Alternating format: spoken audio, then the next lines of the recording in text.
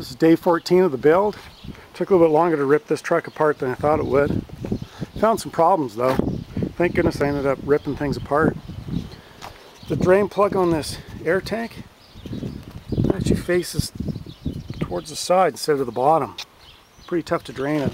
Got the drain plug to the side.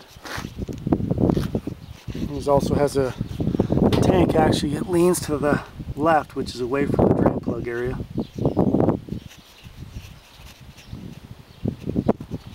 Just take you around the truck, show you everything. Some of the wires for the air ride system were actually bare.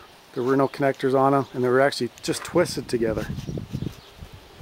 So I'm glad I ended up ripping it apart. There was a couple other electrical issues in the engine area.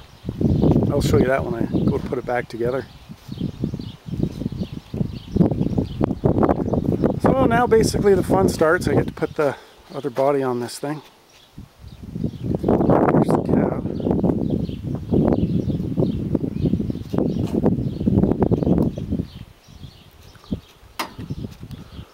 That's basically it for now.